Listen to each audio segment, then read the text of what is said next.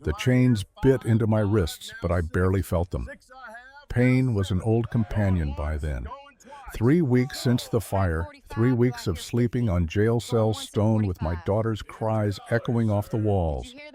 The August sun beat down on the auction platform like God's own hammer, and below me, Bitter Creek's fine citizens circled like buzzards. $50. That's what Magistrate Cross said I was worth. 5 years of labor to pay my dead father's taxes. Taxes I didn't even know existed until the week after Lily burned. But when Cross announced they'd take Rose from me, send her to the Cheyenne orphanage, on tomorrow's stage, something in my chest cracked clean through. I lunged. The deputy's rifle swung up. I didn't care. Then a voice cut through the crowd, clear, steady, and entirely unexpected. $85, and the child stays with him. I looked up. A pregnant woman in a faded blue dress stood at the edge of the platform, her hand shaking as she held up a worn leather purse. Our eyes met for exactly 3 seconds. In that moment, I didn't know her name, didn't know she just spent her last penny on a stranger, didn't know that in 93 days, I'd be kneeling beside her bed, helping her bring her son into the world with my own bloodied hands. All I knew was this: for the first time since the fire, I felt something other than rage, hope. My name is Jacob Werner. This is how my life was bought for $85 and how I learned it was worth far more. But I'm getting ahead of myself. Let me take you back to 2 hours before that gavel fell, when I still believed I'd lost everything worth living for. The jail cell smelled like piss and desperation. I'd gotten used to it. 3 weeks in a 6x8 stone box will do that to a man. Rose slept against my chest, wrapped in what was left of my shirt. She'd stopped crying 2 days ago. That scared me more than when she screamed. A baby that quiet is a baby giving up. Feed her, Werner. Deputy Cole shoved a tin cup of goat's milk through the bars. His face held no malice, just the blank indifference of a man doing his job. Can't have her dying before the auction. Cross already printed the notices. I took the cup, dipped my finger in the milk, pressed it to Rose's lips. She didn't respond at first. Then her tiny mouth opened, latched on, started sucking. "There you go, little one," I whispered in German, the language of my childhood before I came to this godforsaken territory. "Trinken, drink." Cole watched through the bars.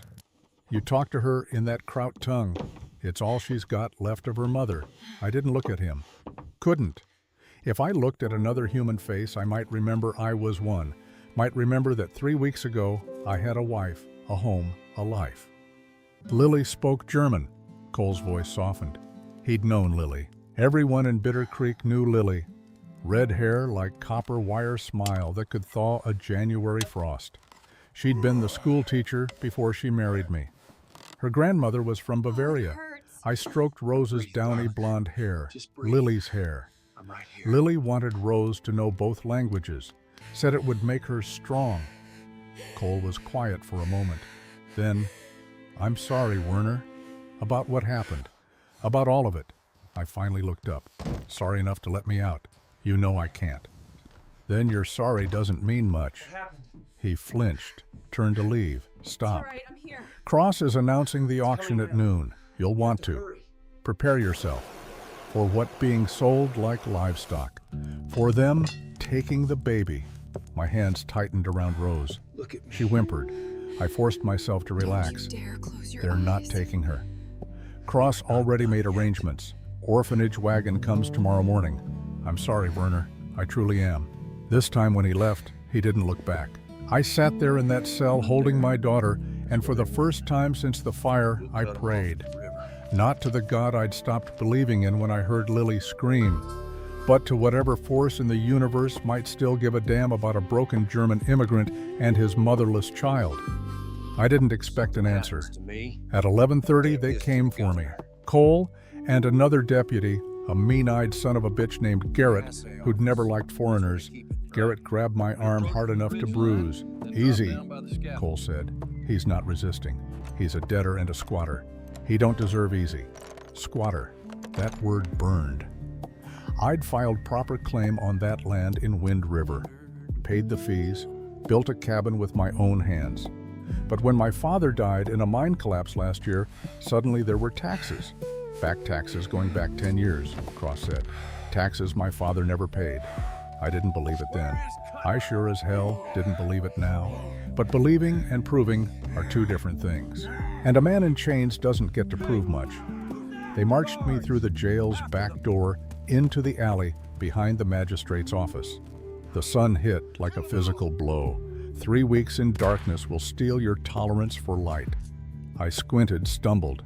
Garrett yanked my chain. Move. Rose started crying, the first real cry in 2 days. It should have relieved me. Instead, it broke something. She needs to eat, I said. She'll eat at the orphanage. She'll be dead before she gets there if you don't feed her now. Garrett backhanded me. Not hard enough to knock me down, but hard enough to split my lip. Blood filled my mouth. Rose's cries intensified. Cole stepped between us. Garrett, back off. Werner, there'll be milk on the platform. Cross isn't a monster. I spat blood. Could have fooled me. They led me around the building to the town square. A wooden platform stood in the center, built for speeches and celebrations. Today it would serve as an auction block. A crowd had already gathered. 50, maybe 60 people. Ranchers looking for cheap labor. Mine owners. Businessmen. Even a few women, though they hung back faces, hidden behind parasols. At the edge of the crowd, I saw her for the first time. The pregnant woman in blue. She stood alone. No husband beside her, no family. Just her and that swollen belly and a parasol that had seen better days. Something about the way she held herself, straight-backed despite obvious exhaustion, made me look twice. Then Garrett shoved me up the platform steps, and I lost sight of her. Magistrate Jebediah Cross stood waiting. 50 years old, 300 pounds, with a face like a boiled ham. He'd been the one to tell me about the taxes, the one to sign the warrant when I couldn't pay, the one to schedule this whole goddamn spectacle. He smiled when he saw me. Smiled. Ah, Werner. Punctual. I appreciate that in a debtor. I said nothing. Saving my words, I'd need them. Cross turned to the crowd, raised his hands. The murmur of conversation died. Ladies and gentlemen of Bitter Creek, thank you for attending today's auction. As you know, we're here to settle the matter of one Jacob Werner, late of the Wind River Valley. Mr. Werner owes the territory of Wyoming the sum of $375 in unpaid property taxes levied against his deceased father's claim. As he cannot pay, and as territorial law allows for the sale of labor contracts to settle such debts, we will now accept bids for 5 years of Mr. Werner's service. 5 years. Rose would be 5 years old. Would she even remember me? Cross continued. Now I want to be clear about the terms. You're bidding on labor, not ownership. Mr. Werner will work for you, but he retains his basic rights as a citizen. No physical abuse beyond what's necessary for discipline. Adequate food and shelter. Medical care if needed. The contract can be sold or transferred, but not broken until the debt is satisfied. A rancher near the front raised his hand. What about the baby? Cross's smile faltered. Just for a second.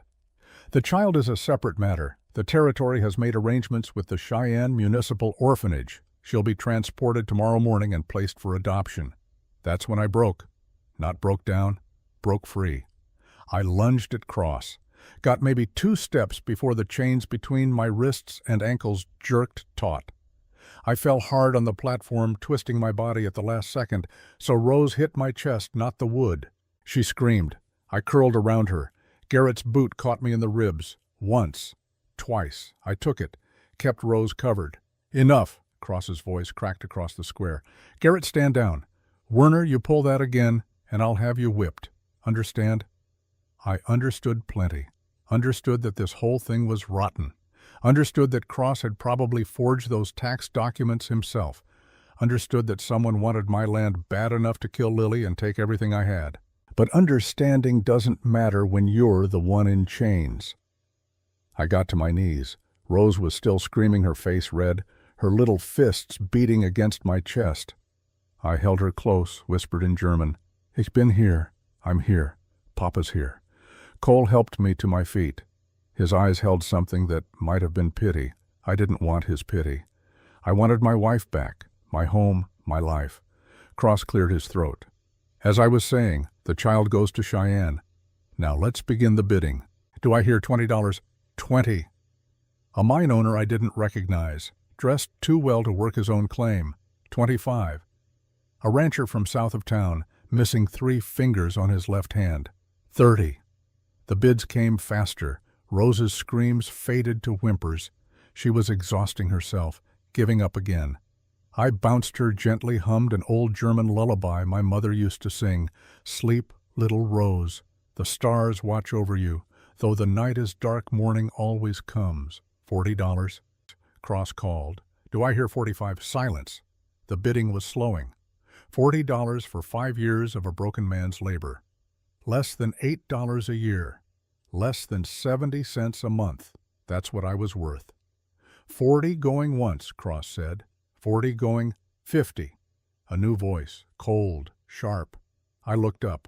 A man stood near the back, tall, well-dressed. Something about him made my skin crawl. He smiled at me. It was the smile of a man who'd already won. Cross hesitated. "Mr. Cutler, didn't expect to see you here." Cutler, Vernon Cutler. The name hit me like a fist. I knew that name. Lily had mentioned it. 3 months before the fire, a man named Cutler had come to our cabin, offered to buy our land. Lily said she'd turned him down, said there was something wrong about him. Now he was here, bidding on me. This wasn't about taxes. It never had been. $50, Cutler repeated, "and I'll take him today. Cash." Cross licked his lips. "Well, that's very generous, Mr. Cutler. Do I hear 55? Silence. The crowd had gone still. Everyone knew Cutler, mine owner, land speculator, the kind of man who got what he wanted one way or another. I looked at Rose. Her eyes were closed, breathing shallow. I needed to get her milk, needed to get her somewhere safe. But if Cutler bought me, I'd never see her again. And whatever he wanted my land for, it was worth killing for. He'd probably put me in a mine shaft and work me to death inside a year. 50 going once, Cross said. I closed my eyes, prayed again. Please, anyone, anything. 50 going twice, $85. My eyes snapped open. The pregnant woman in blue had stepped forward. She stood at the base of the platform now, parasol lowered, face visible for the first time. She was maybe 27, pretty in a hard way, like someone who'd learned to weather storms. Brown hair pulled back tight. Blue eyes that held more steel than sky. And 8 months pregnant if I was any judge. Her hand shook as she held up a leather coin purse, but her voice didn't shake. $85, and the child stays with him. The crowd erupted, people talking over each other. Someone laughed. Someone else gasped. Cross's face went purple. Madam, this is highly irregular. The law says nothing about the child being part of the auction, the woman said. She spoke clearly, precisely, educated. The law says you can auction his labor to settle the debt. I'm offering to pay the debt in full. $375 is the total. Yes, at 5 years service, that's $75 a year. I'm offering $85. That's more than fair market value. Cross sputtered. You can't possibly. I have the money. She dumped the purse onto the platform. Gold coins spilled out. Double eagles, $10 pieces. Some silver mixed in. She counted it quickly, efficiently. $85 cash. Count it yourself. Cross stared at the money. So did I. $85 was a fortune for most people in Bitter Creek. For a pregnant widow, it was everything. Mrs. Howell, Cross said slowly, with all due respect, you're in no condition to take on a laborer, especially not one with a bastard child in tow. My condition is my business. Her voice could have cut glass.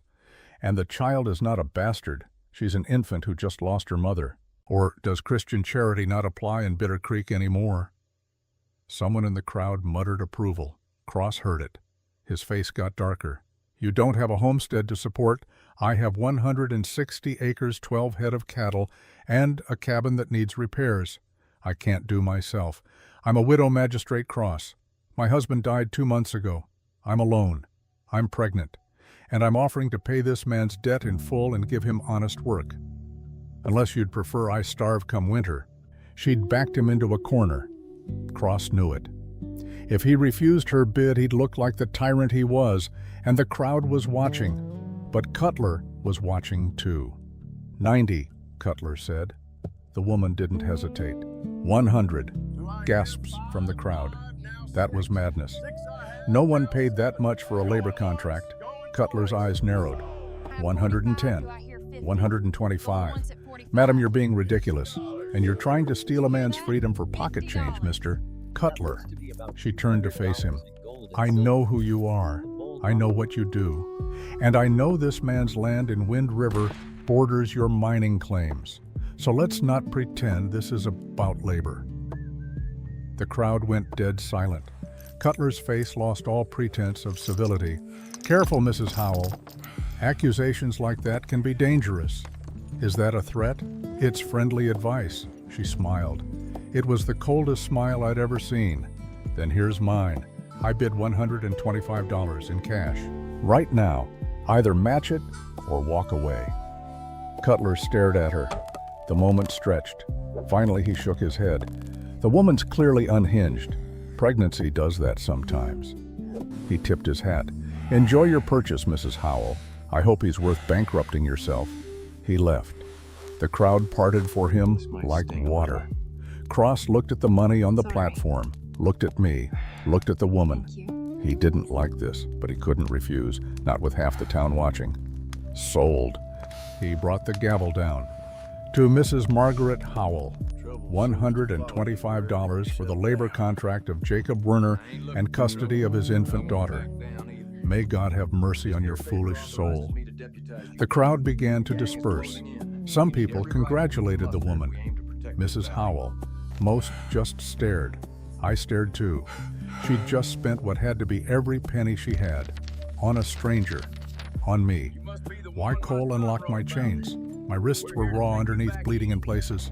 He handed me a wet cloth. Clean yourself up. Mrs. Howell's waiting. I wiped the blood from my face, looked down at Rose. She'd fallen asleep again. Peaceful. Safe. For now.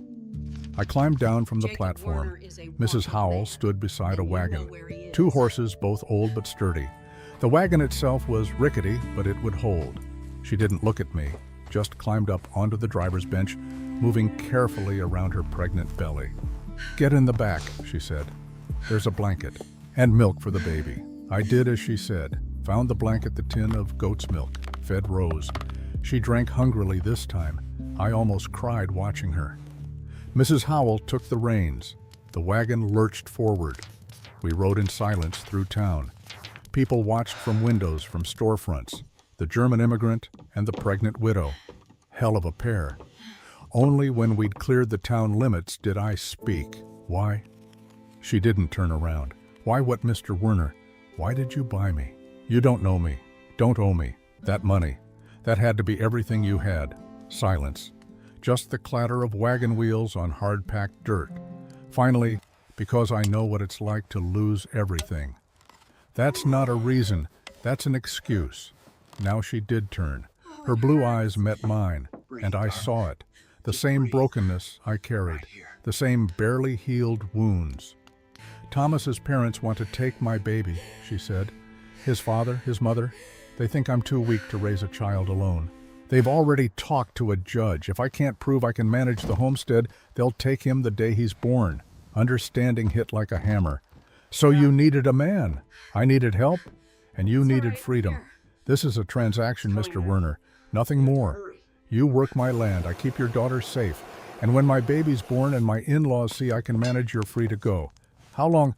6 months, maybe less. Look at me. I looked down at Rose. 6 months of safety, of food and shelter, of not being worked to death in Cutler's mines. And if I refuse, then you can get off my wagon right now and walk back to Bitter Creek. I'm sure Magistrate Cross would be happy to resell your contract, probably to Mr. Cutler. She had me, and she knew it. I'll work, I said, but the day your baby's safe and your in-laws are gone, I'm leaving. Rose and I are leaving. Fair enough? She turned back to the road. I settled against the wagon sideboards, holding my daughter. A transaction, she'd said. Nothing more. I believed her. God help me, I believed her. The Howell homestead appeared just before sunset. It sat in a shallow valley sheltered by a line of cottonwood trees that had probably been the reason Thomas Howell built here. Water nearby, windbreak, good grazing land. But the place showed signs of neglect. Fences sagging, barn door hanging crooked. The cabin itself was sturdy, built from thick pine logs, but the roof had gaps where shingles had blown away. This was what one woman alone couldn't maintain, what she needed me for. Mrs. Howell pulled the wagon to a stop in front of the cabin, climbed down slowly, one hand supporting her belly. She moved like every step hurt. "Barn's out back," she said without looking at me. "You'll sleep in the loft. There's hay, a blanket, basic but dry." I stood holding Rose. And her. "Bring her inside first. I've got a crate we can use as a cradle. And there's goat's milk warming on the stove." I followed her into the cabin, one main room. Stone fireplace on the far wall still holding heat from the day. A table, 2 chairs, a rocking chair by the hearth. A door leading to what I assumed was a bedroom. The place was clean, sparse but clean. A woman's touch in the curtains, the herb bundles hanging from the rafters, but also empty, like the life had drained out of it. Mrs. Howell moved to the stove, tested the milk with her finger. "This should work. You have a clean cloth." "No." She pulled a strip of linen from a drawer, dipped it in the milk, handed it to me. I sat in the rocking chair, pressed the cloth to Rose's lips. She latched on immediately, sucking the milk from the fabric. Her eyes fluttered closed, content. Mrs. Howell watched. Her hand moved unconsciously to her own belly. How old is she? 4 weeks tomorrow. And her mother died 3 weeks ago. In the fire. It wasn't a question. She knew. Everyone knew. The whole territory probably knew about the German trapper whose cabin burned, whose wife died screaming. "Yes," I said, "in the fire." She was quiet for a moment. Then, "I'm sorry. Are you—" She looked at me, really looked at me. "Yes, Mr. Werner, I am. I lost my husband to cholera 2 months ago. I watched him die over 6 days. Watched him waste away to nothing. So, yes, I'm sorry. I know what it is to lose someone." The bitterness in my chest eased, just slightly. "How did you know?" I asked. "About the auction." Everyone knew. It's a small territory, news travels. But why come, why spend everything? She turned away, moved to the window, stood there looking out at the darkening valley. "Because Thomas's family arrives in 3 weeks," she said quietly. "Joseph and Ruth Howell, his parents. They're coming to take my baby."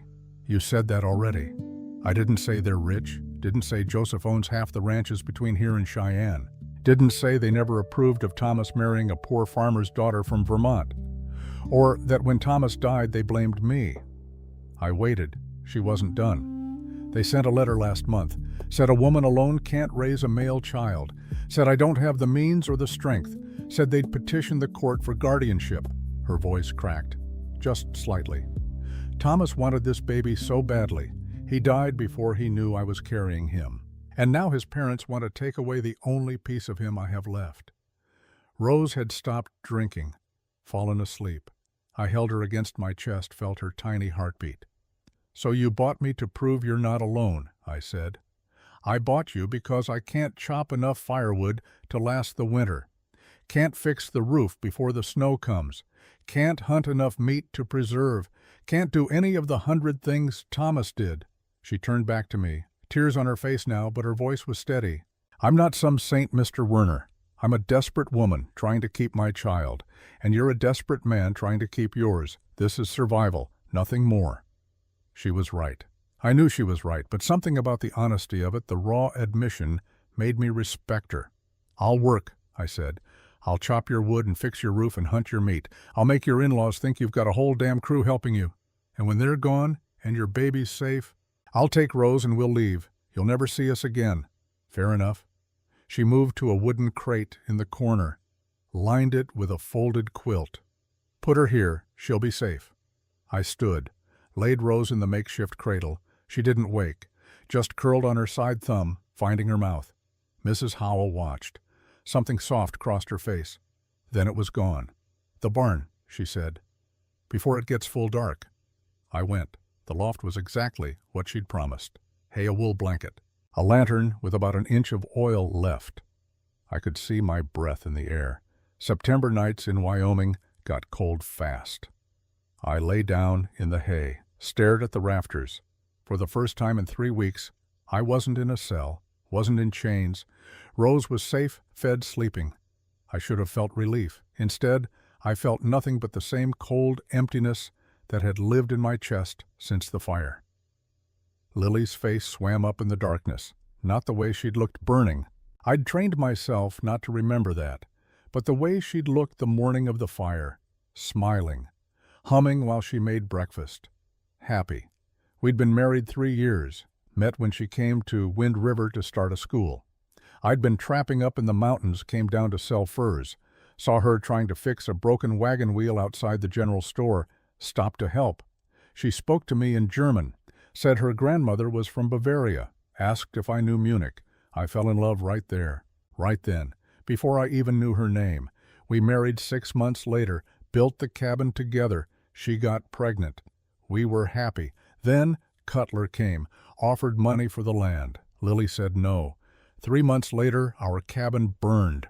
I'd been out checking trap lines. Came back to flames and smoke. Heard Lily screaming, ran inside. Found her in the bedroom beam across her legs, ceiling starting to collapse. Got Rose out first. She'd been in a cradle by the window, grabbed her, threw her out to the grass outside. Went back for Lily. The beam wouldn't move. I pulled until my hands bled.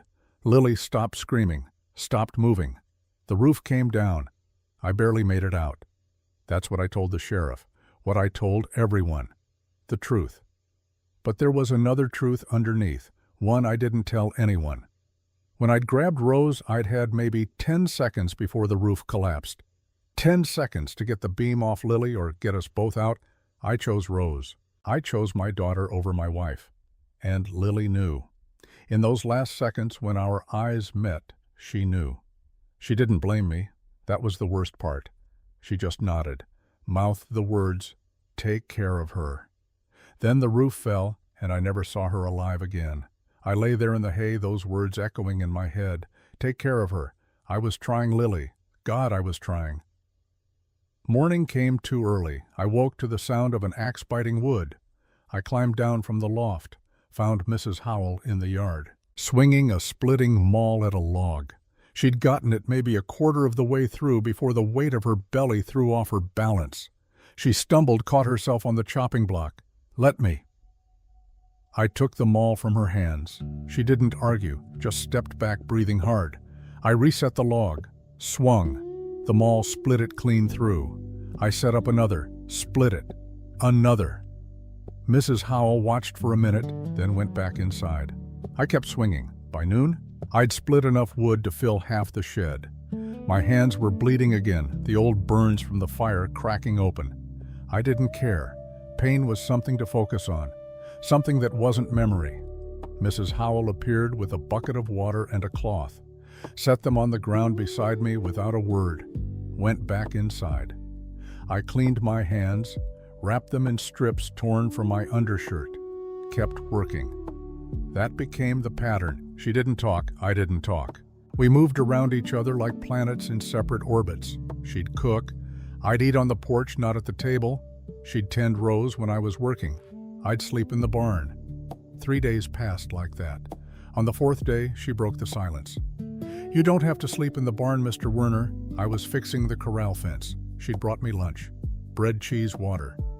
"Contract says room and board," I said. "Barn's room. It's going to snow soon. You'll freeze." "I've frozen before." She set the food down, crossed her arms. "You're being stubborn." "I'm being careful." "Of what?" I met her eyes. "You're a woman alone. I'm a stranger. People talk. Your in-laws show up and hear you've got a man sleeping in your house. What do you think they'll say?" Understanding flickered across her face. "Oh, yeah. Oh." She was quiet for a moment. Then, There's a stove in the barn. Small one. I'll have you bring it out from storage, and extra blankets. I'm fine. You're bleeding through your shirt, Mr. Werner. You're not fine. I looked down. She was right. The burns on my hands had soaked through the cloth wrappings. I'll manage. You'll get infected and die, and then where will I be? She picked up the bucket she'd brought the lunch in. There's salve in the cabin, medical kit under the table. Come inside when you're done, and I'll dress those properly. She walked away before I could argue. I worked until sunset. Put it off as long as I could. But eventually the pain got bad enough that I couldn't grip the hammer anymore. I went inside. Mrs. Howells sat in the rocking chair holding Rose, singing to her, not in English, in another language I didn't recognize. She looked up when I entered. Close the door. You're letting in the cold. I did. Stood awkwardly in the middle of the room. Sit. She nodded at the table. I sat. She placed Rose back in the crate cradle, moved to the table with the medical kit. Opened it. Inside were bandages, bottles of various tinctures, a needle, and thread. Hands, she said. I held them out. She unwrapped the makeshift bandages, hissed when she saw the damage. These are infected. They're fine. They're not fine, Mr. Werner. Look, she pointed to the red streaks radiating from the worst burn. That's blood poisoning starting. You lose these hands, you can't work, can't hold your daughter, can't do much of anything. She was right. I knew she was right. She pulled out a bottle of clear liquid. This is going to hurt. Everything hurts. She almost smiled. Almost. Then she poured. Fire shot up my arms. I bit down on a curse. Didn't make a sound. German stoicism, she muttered. Thomas was the same way. Irishman, but stubborn as they come. She worked quickly, cleaning the wounds, applying salve, wrapping them in fresh bandages. These are from the fire. Yes, you went back in for your wife. For all the good it did. Her hands paused. You got your daughter out first. Thank you. How did you know? Because you're alive, and she is too. If you'd gone for your wife first, you'd both be dead. Maybe that would have been better. She looked up sharply. Don't say that. Why not? It's true. Because your daughter needs you. Her voice was hard. I don't care how much guilt you're carrying, Mr. Werner. I don't care how much you think you failed. Rose is 4 weeks old. She doesn't understand any of that. All she knows is that you're her father and you're here. So you don't get to wish you were dead. Understand? I stared at her. This was the most she'd said to me in 4 days. And every word hit like a hammer. You don't know what it's like, I said quietly. Don't I? She tied off the last bandage, hard. I watched my husband waste away for 6 days. Watched him beg me to end it, to give him something to make the pain stop, and I didn't. I let him suffer because I was too much of a coward to lose him. So don't tell me I don't know guilt, Mr. Werner. I live with it every day. Silence fell between us. Heavy, broken only by the crackle of the fire. Finally she stood, put away the medical kit. The salve needs to be reapplied twice a day, morning and night. Come inside for it. I can do it myself. No, you can't. Not properly. So you'll come inside. She moved to the stove, started preparing dinner. And for God's sake, stop sleeping on the floor between the door and my bedroom. I know you've been doing that. You're not as quiet as you think. I blinked. I'm a light sleeper. Have been since Thomas died. Every creak, every sound I wake up. She glanced at me. I appreciate the gesture, Mr. Werner. I do. But you don't need to guard me. I can take care of myself. A woman alone has a rifle and knows how to use it. Thomas made sure of that.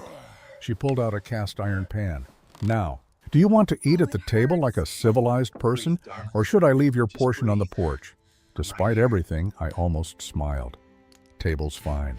Good. Set it, please. Plates are in the cupboard. We ate in silence. But it was a different kind of silence. Less hostile. More aware. After dinner, she cleared the plates. I moved to leave. Mr. Werner. I stopped at the door. What was she singing your wife when she was happy? The question caught me off guard. Old German lullabies. Same ones my mother sang to me. Would you... She hesitated. Would you sing one to Rose sometimes? Why? Because she should know them. her mother's songs. Don't you dare. Mrs. Howells' hand moved to her own belly. When my baby's born, I'm going to sing him all of Thomas's Irish songs, even though Thomas is gone, because a child should know where they came from. Something in my chest cracked, just a little. Yeah, I said, I can do that. Thank you. I went to the barn, but this time Mrs. Howell was right. I didn't sleep on the floor by her door. I slept in the loft. And for the first time in 3 weeks, I didn't dream of fire. The days took on a rhythm after that. Wake before dawn. Split wood while Mrs. Howell made breakfast. Eat together at the table. She'd dress my hands while I held Rose, then work. I fixed the corral fence, reshingled half the roof, hunted deer, brought back venison that Mrs. Howell preserved in salt. I was working off $85, but I worked like I owed $1,000. Because the longer I stayed, the more I realized something. This place felt more like home than anywhere I'd been since the fire. Not because of the land, because of the routine, the purpose. The fact that when Rose cried at night, Mrs. Howell would bring her to me without being asked. The fact that we'd started talking. Small things at first. How's the wood supply? Good enough for a month. I'll need to fell more trees before first snow. There's a stand of lodgepole pine about a mile west. Thomas always used that. I'll check it tomorrow. But slowly the conversations deepened. One week and Mrs. Howell asked about Germany. What was it like before you came here? I was carving a new handle for a broken hoe. She was shelling peas at the table. Cold, I said. Always cold. My family lived in the Black Forest, small village. My father was a woodcutter. Is that how you learned to work with your hands? Had to. Either you learned a trade or you starved. I tested the handle. Not quite right. Kept carving. My mother wanted me to be a clerk, said I was smart enough, but I couldn't sit inside all day. Needed to move. So you came to America. So I came to America, 17 years old, didn't speak English, had $10 and a change of clothes, worked my way west doing whatever I could. Logging camps, ranches. Eventually made it to Wyoming. Started trapping. And met Lily. I stopped carving. And met Lily. Mrs. Howell was quiet for a moment. Thomas wanted to come west his whole life. His parents wanted him to stay in Boston, run the family business. But he dreamed of open spaces. So one day he just left, took what money he had and bought a train ticket. They must have been angry, furious, didn't speak to him for 2 years. Then his mother got sick and they reconciled, sort of. They still thought he'd thrown his life away. She smiled sadly. They really think that marrying me, building this place, was Thomas throwing his life away. Did he think that? Never, not once. Her eyes went distant. He used to say that every morning he woke up here next to me, watching the sun come up over the valley. He thanked God for giving him the courage to leave Boston. I went back to carving. Sounds like a good man. He was. I'm sorry you lost him. I'm sorry you lost Lily. We sat there in the quiet. The fire crackled. Rose made small sleeping sounds in her cradle. After a while, Mrs. Howell spoke again. What was the last thing Lily said to you? I set down the hoe handle. Couldn't hold it anymore. Take care of her. My voice came out rough. She said, take care of her. And you are. I couldn't save her mother. Couldn't save our home. Got her thrown in a jail cell for 3 weeks. You kept her alive. Mrs. Howell's voice was firm. In a stone cell with no heat, no proper food, no help. You kept a 4-week-old baby alive, Mr. Werner. That's not nothing. Doesn't feel like enough. It never does. She stood, moved to the stove. But it's all we can do. Keep them alive. Keep them safe. Hope that's enough. She poured 2 cups of coffee, set one in front of me. We drank in silence. And I realized that maybe Mrs. Howell understood more than I'd thought.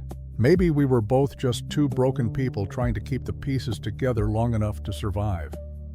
On the 10th day, Marshal Owen Latimer arrived. I was in the barn shoeing one of the horses when I heard hoofbeats. Looked up to see a man in a duster riding into the yard. Federal Marshal's badge on his chest. I set down the horse's hoof, walked out slowly, keeping my hands visible. Latimer dismounted. He was maybe 42, lean, hard-eyed. The kind of man who'd seen too much and stopped being surprised by human cruelty. Jacob Werner, that's me. He extended a hand. I shook it. Firm grip. Assessing. Marshal Owen Latimer, Federal Circuit. Mind if we talk? Mrs. Howell appeared on the porch. Rifle in hand, not pointed at anyone, just held, ready. Mrs. Howell, Latimer said. Nice to see you again. Marshal. Her voice was neutral. What brings you out here? Official business. Nothing to worry about. He turned back to me. Mr. Werner, I'm investigating a series of land frauds in the territory. Your name came up. My gut tightened. I haven't done anything illegal. Didn't say you did. But your father's property taxes, there's some irregularities. Like what? Latimer pulled a folded paper from his coat. This is the original deed to your father's claim, filed in 1871. According to territorial records, taxes were paid every year until 1880. Then, nothing. My father died in 1880. Mine collapse. I know, I'm sorry. Latimer unfolded the paper. But here's the interesting part.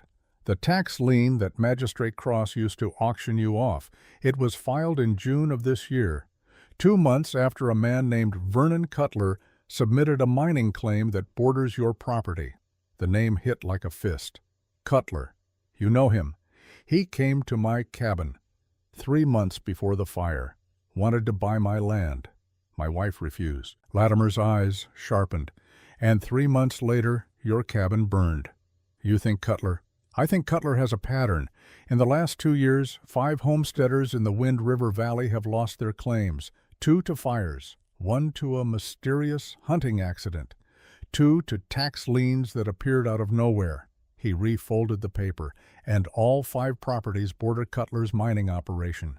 Mrs. Howell came down from the porch. What does Cutler want with that much land? That's what I'm trying to figure out.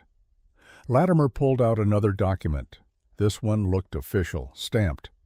This is an assayer's report, filed in April 1880. It says your property, Mr. Werner, contains a significant silver vein, worth maybe $10,000, maybe more. The world tilted. What? Your land has silver, high-grade ore, the kind that makes men rich. Latimer put the document away. Did your wife know about this? She might have. There was a man, an assayer, came through the year before the fire. Lily talked to him. She said he was just surveying. My mind raced. She never told me about silver. Maybe she didn't know. Maybe she did and didn't think it mattered, but Cutler knew, and he wanted it. Rage, white-hot and pure. It surged through me like lightning. He killed her for silver. He killed Lily for goddamn silver. I can't prove that yet, but I'm working on it. Latimer's voice was calm, steady. That's why I'm here. I need your help. What kind of help? I need you to testify. When I build a case against Cutler, I'll need someone who can confirm he tried to buy the land, someone who can establish motive. I'll do it. The words came instantly. I'll do whatever you need. Latimer nodded. Good. But it'll take time. Months, maybe. Cutler's careful. Connected. I need ironclad evidence or he'll walk. How long? Can't say, but in the meantime, he looked between me and Mrs. Howell. You're both in danger. If Cutler realizes I'm investigating, he might try to eliminate witnesses. Mrs. Howell's hand tightened on her rifle. We can defend ourselves. Against one man, sure. Against a dozen hired guns, less sure. Latimer mounted his horse. Stay alert. Keep that rifle loaded. And Mr. Werner, whatever you do, don't go after Cutler yourself. You'll end up dead or in prison, and then I've got no witness. He rode away. I stood there shaking, not with fear, with fury. Cutler killed Lily, burned my home, took everything, and now I knew why. Silver. My hands clenched into fists. The bandages Mrs. Howell had wrapped that morning strained. Mr. Werner, her voice cut through the red haze. Don't. Don't what? Don't go after him. Not yet. He killed my wife. And if you kill him, you'll hang, and Rose will have no one. I wanted to argue, wanted to saddle a horse and ride to Cutler's mine and put a bullet in his skull. but I looked at the cabin, saw Rose through the window sleeping in her cradle. Take care of her. Lily's last words. I unclenched my fists. 1 week, Mrs. Howells said. The Howells arrive in 1 week. Help me get through that. Then if you still want to go after Cutler, I won't stop you. Why do you care? She met my eyes. Because in 10 days you've done more for this place than anyone since Thomas died. Because Rose deserves to have her father, and because... She paused. Because I understand wanting revenge, but I also understand that revenge won't bring them back. She turned, walked back inside. I stood there until the sun set, until the rage cooled to something colder, harder. I would wait for Mrs. Howell, for Rose. But when the time came, Cutler would pay. That night I couldn't sleep. I lay in the loft, staring at the rafters, seeing Lily's face, hearing her scream. Around midnight I gave up, climbed down, walked to the cabin. The door was unlocked. I went inside, sat at the table. Mrs. Howell's voice came from the bedroom. Can't sleep? No. She appeared in the doorway, wrapped in a shawl, hair down for once. She looked younger like that, more vulnerable. Me neither, she said. She moved to the table, sat across from me. Tell me about her. Who? Lily. I was quiet for a long time. Then she laughed at everything, even things that weren't funny. Said life was too short to be serious all the time. Sounds like Thomas. He used to make jokes while we were building the cabin. Terrible jokes, but I loved them. Lily wanted children, lots of them, a whole house full. She said she was going to teach them all to read, in English and German. My throat tightened. She only got one. But Rose has her mother's strength. I can see it. How she survived 3 weeks in a jail cell, Mr. Werner. She's a fighter. We sat there in the dark, just talking. About Lily, about Thomas, about the people we'd lost and the weight we carried. At some point, Mrs. Howell stood, went to a shelf, came back with a leather journal. Thomas kept this, she said, so our child would know him. You should do the same. For Rose. She held it out. I took it. The leather was soft, worn, the pages blank. I don't know what to write. Start with her name, then go from there. Mrs. Howell moved toward her bedroom, stopped at the door. Good night, Mr. Werner. Jacob, I said. Call me Jacob. She looked back, almost smiled. Good night, Jacob. And it's Maggie, not Mrs. Howell. Good night, Maggie. She closed the door. I sat there, holding the journal. Finally, I opened to the first page, found a pencil, and wrote. September 19th, 1881. Dear Rose, your mother's name was Lily Werner. She had red hair like copper wire and a laugh that could light up the darkest room. She loved you before you were born, and she died to give you life. I want you to know her. So I'm going to tell you everything I remember, starting with the day we met. I wrote until dawn, filled 5 pages, and for the first time since the fire, the weight on my chest lifted, just a little. The next morning, a rider came. I was hauling water from the well when I saw the dust, horse and wagon, moving fast. Maggie saw it too, came out of the cabin, hand on her belly. The wagon pulled up. An older man climbed down, expensive suit, cold eyes. Behind him a woman, equally well-dressed, equally cold. Margaret. The man's voice was clipped, Boston accent. We're early. Maggie's face went pale. Joseph, Ruth, the Howells had arrived. And from the way Joseph Howell looked at me standing there, shirtless, covered in sweat, close to his pregnant daughter-in-law, this was about to get ugly. Joseph Howell didn't dismount like a normal man. He stepped down from that wagon like he was descending from a throne, every movement calculated to remind you he was better than you, richer, more important, worth more. I'd met men like him before, back in the logging camps, back in the mines, men who thought money made them gods. I hated them then. I hated him now. Ruth Howell followed her husband, her skirts rustling like dead leaves. She was maybe 55, rail thin, with a face that looked like it had never smiled. Not once. Her eyes swept over the homestead, cataloging every flaw, every sign of neglect. When those eyes landed on me, they went colder. Margaret. Joseph's voice could have frozen whiskey. Who is this man? Maggie stepped forward, chin up, shoulders back. I'd seen her do this before this armor she put on when she was scared. This is Jacob Werner, my hired hand. Hired hand? Ruth's voice dripped contempt. You mean the debtor you purchased at auction like livestock? So they knew. Of course they knew. News traveled fast in the territory, and people like the Howells had ways of knowing everything. I hired him legally. Maggie said. His contract was auctioned to settle debts. I paid fair price. $125. Joseph walked closer, studying me like I was a horse he was thinking of buying. That's not hiring Margaret. That's desperation. I kept my mouth shut. This wasn't my fight, not yet. But my fists clenched anyway. I needed help with the homestead, Maggie said. Thomas is gone. I can't manage alone. Precisely our point. Ruth moved to the cabin, peered inside. You cannot manage. You're 8 months pregnant, living in squalor with a strange man and his bastard child.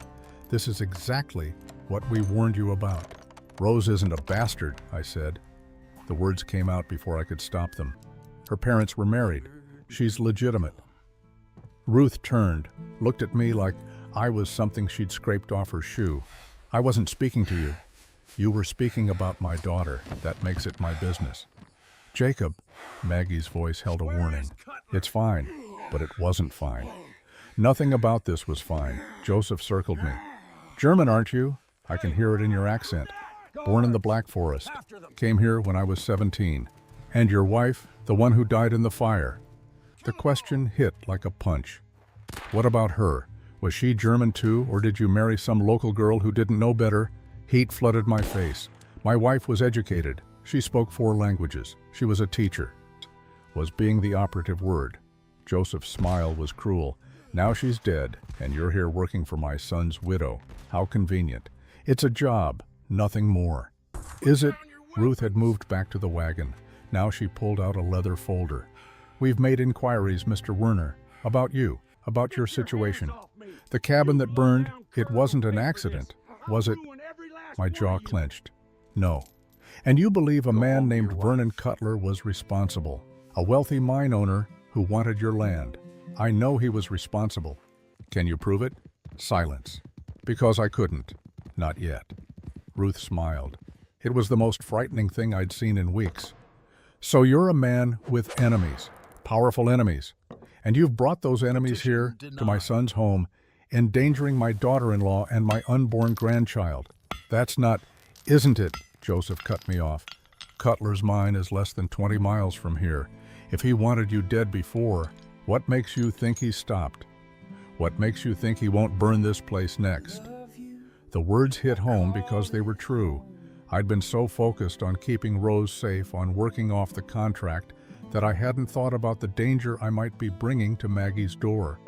Maggie saw it in my face. Joseph, that's enough. It's not enough, Margaret.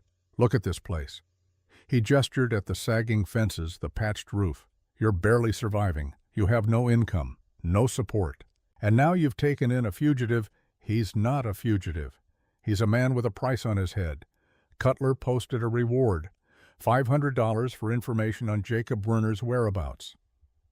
Joseph pulled a wanted poster from the folder. Did you know about this, Margaret? I didn't move, didn't breathe. Maggie took the poster, read it. Her face didn't change, but something flickered in her eyes. This says he's wanted for questioning, she said quietly, not for a crime. Semantics. The point is, he's dangerous. To you, to the baby.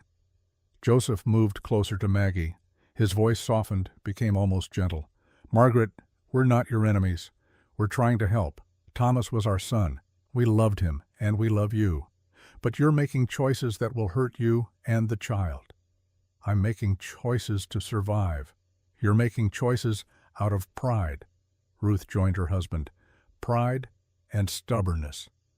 Thomas had the same flaw. It's what killed him. Maggie flinched. Cholera killed Thomas. Cholera that he caught because he insisted on helping that family down valley, the sick ones. We told him not to go, but he went anyway, and he died. And he left you alone. Ruth's voice cracked, just slightly. We can't bring him back, But we can save his child. Save you, if you'll let us. For a moment, just a moment, I saw Maggie waver, saw the exhaustion, the fear, the desperate need to believe someone could help. Then she straightened. My child stays with me, even if it means poverty, danger, a life of struggle. Yes, Joseph sighed, pulled another document from the folder. Then we'll see what Judge Morrison has to say about it. We've filed a petition for emergency guardianship. The hearing is in 3 weeks, October 20th. Maggie's face drained of color. You can't. We can, and we will, unless you come to your senses. Joseph climbed back into the wagon. We've taken rooms at the hotel in town. We'll be watching Margaret, watching how you live, how you manage, the company you keep. And when the judge asks if you're fit to raise our grandson, we'll tell him the truth. Ruth followed, but before she climbed up, she looked at me one last time. Mr. Werner, I don't know what arrangement you have with my daughter-in-law, but if you care about her at all, you'll leave. You'll take your daughter and disappear before you get Margaret killed. They rode away. The dust settled. Maggie stood frozen, clutching that petition like it was a death sentence, which in a way it was. I walked over. Maggie, they're right. Her voice was hollow. You are dangerous. Cutler is looking for you. If he finds you here, he won't. You don't know that? I know I'm not leaving. She looked up, eyes red. Why not? This isn't your fight, Jacob. You owe me nothing. The contract said 6 months. It's been less than 2 weeks. You can leave. Take Rose. Find somewhere safe. And leave you to face them alone. I've been alone before. Yeah. I took the petition from her hands. Read it. Legal language, but the meaning was clear. The Howells were claiming Maggie was mentally and financially unfit to raise a child. They wanted custody immediately upon birth. But you're not alone now. Jacob, if Cutler comes, then I'll deal with him. But I'm not running. I folded the petition, handed it back. You paid $85 for me because you needed help. I'm giving you that help, all of it, for as long as it takes. Why? Because you saved my daughter's life. Because you're trying to save your son's. And because... I stopped. Wasn't sure how to finish that sentence. Maggie waited. Because I think Lily would want me to, I finally said. She always helped people, even when it cost her. I think she'd want me to do the same. Maggie's eyes filled with tears. But she didn't cry, just nodded. Okay, but we do this smart. No more working shirtless where the whole valley can see. No more staying up late talking at the table. Nothing that gives them ammunition. Agreed. And Jacob. If Cutler does come, you run. You take Rose and you run. Don't try to be a hero. I didn't agree to that part, but I didn't argue either. We went inside, and I started planning. The next week fell into a new rhythm. Harder, more careful. I worked dawn to dusk. Fixed the last of the fences, finished the roof, hunted enough deer to fill the smokehouse. Every day, I proved that Maggie could manage, that she had help, that she wasn't struggling. But at night I wrote. The journal Maggie had given me became something I couldn't stop. Every evening after Rose was asleep, I'd sit at the table and write about Lily, about our life together. The small moments I was terrified of forgetting. September 21st. Dear Rose, your mother hated coffee. Said it tasted like burned dirt. But every morning she'd make it for me anyway. Strong enough to wake the dead. She'd watch me drink it and smile like she was sharing a secret joke with herself. September 22nd. The first time I saw your mother, she was trying to fix a broken wagon wheel. She had grease on her face and was cursing in German, proper educated German. It was the most beautiful thing I'd ever heard. September 23rd. Your mother sang when she was happy. Old folk songs her grandmother taught her. I didn't know most of the words, but I loved listening. She had a voice like sunlight. Maggie would sit across from me, reading Thomas's journal to her belly. Sometimes she'd read parts aloud. Listen to this, she'd say. Today Margaret laughed so hard at my terrible joke about chickens that she snorted. I'm going to spend the rest of my life making her snort like that. He was such an idiot, but she smiled when she said it. We'd share these moments, these memories of the people we'd lost, and somehow it made the grief lighter. like we were carrying it together instead of alone. One night, Maggie looked up from Thomas's journal. Do you think they'd be angry, Lily and Thomas, that we've become friends? I considered that. No, I think Lily would be glad I wasn't drowning in guilt. And Thomas would probably make a terrible joke about it. Maggie closed the journal. He used to say that life was too short to waste on being sad, that we should grab happiness wherever we could find it. Lily said the same thing. Different words, but same idea. Maybe that's why they're gone. They used up all their happiness too fast. Or maybe they left some behind, for us. Maggie met my eyes. Something passed between us, something I wasn't ready to name. Maybe, she said softly. Rose cried from her cradle. I went to her, picked her up. She was getting bigger, stronger. Her eyes were starting to focus to see the world. I sang to her, the old German lullaby, my voice rough, but the melody intact. Schlaf, Kindlein, schlaf. Der Vater hüt die Schaf. Die Mutter schüttelt's Bäumelein.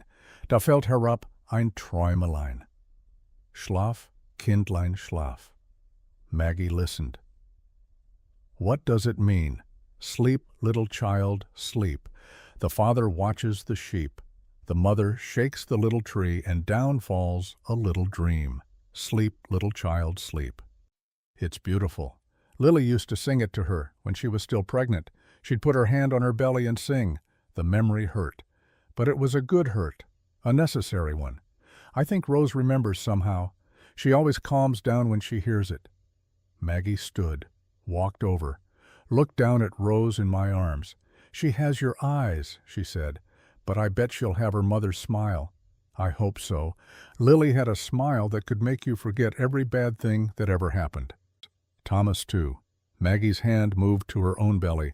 I wonder what our babies will be like when they grow up, who they'll become. Strong, like their mothers. Stubborn, like their fathers.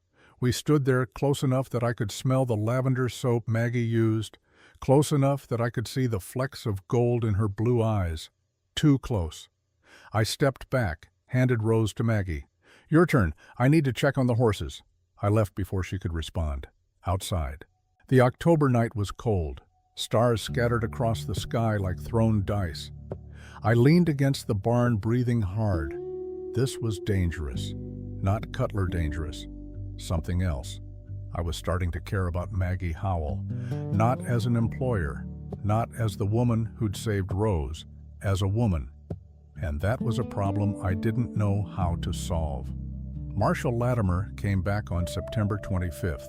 I was in the north field felling trees for winter firewood when I heard the horse. Turned to see Latimer riding up, his face grim.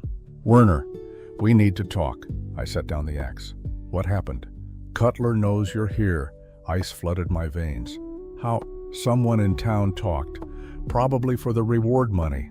Latimer dismounted. He's been asking questions. About you. About Mrs. Howell. About the homestead. Is he coming?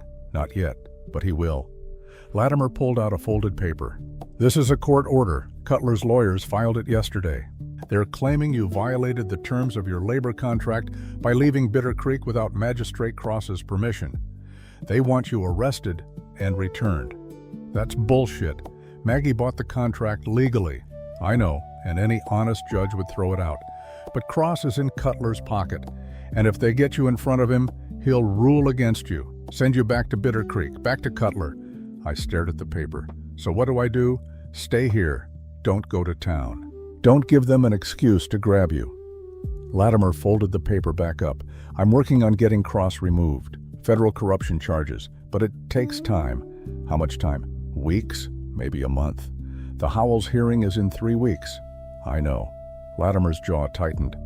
That's the other problem. Cutler and Joseph Howell are business partners. Did you know that? The world tilted. What? Howell owns shares in Cutler's mine. Has for 2 years. They're not close, but they're connected. And if Cutler tells Howell that you're a dangerous fugitive, Howell will use it against Maggie in court. Exactly. I wanted to punch something. Wanted to ride to Cutler's mine and burn it to the ground. Wanted to do anything except stand here feeling helpless. But Maggie's words echoed in my head. If you kill him, you'll hang, and Rose will have no one. What do I do? I asked again. Keep your head down, protect Mrs. Howell, and trust me to build the case.